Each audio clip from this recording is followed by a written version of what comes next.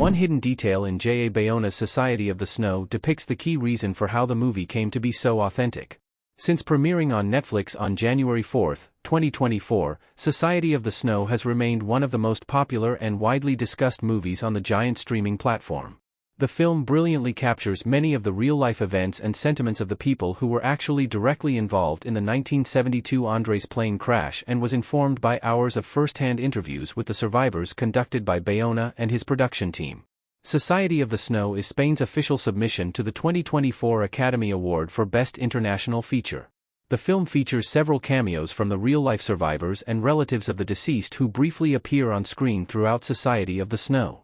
Despite sharing the same premise as the 1993 Frank Marshall film Alive starring Ethan Hawke, Society of the Snow is evidently much more focused on capturing the heroic and sacrificial events pertaining to the true story as evidenced by key details such as the fully South American cast and the involvement of the survivors and families of the deceased. The luggage that Zerbino wouldn't leave without contained the letters and mementos from the deceased. A key moment of Society of the Snow is when one of the survivors, Gustavo Zerbino, refuses to be rescued without bringing along a suitcase at the end of the film. Zerbino had been collecting keepsakes and letters from the deceased throughout their 70-day period out in the Andes and, as the film portrays, would not leave the site without the emblems of those who were lost. Two of the deceased, Coco and Arturo's letters, in particular, were salvaged in this suitcase, which in turn added so much realism to Society of the Snow. Zerbino's refusal to leave without the letters and mementos from the deceased ultimately helped preserve the keepsakes a lot better than they would have otherwise.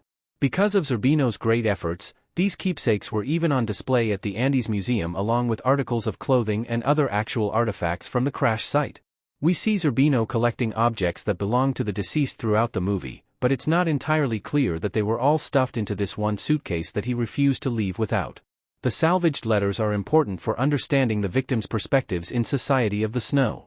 Society of the Snow characters outside Carrasco Airport. The letters that Zerbino helped preserve are hugely informative of the actual experience of the survivors and the deceased portrayed in Society of the Snow. A great deal of valuable information is able to be accessed from the survivors' recollections of the dead and interviews with their families, but having letters that they wrote themselves on the mountain was absolutely crucial to recreating the spirit of the film.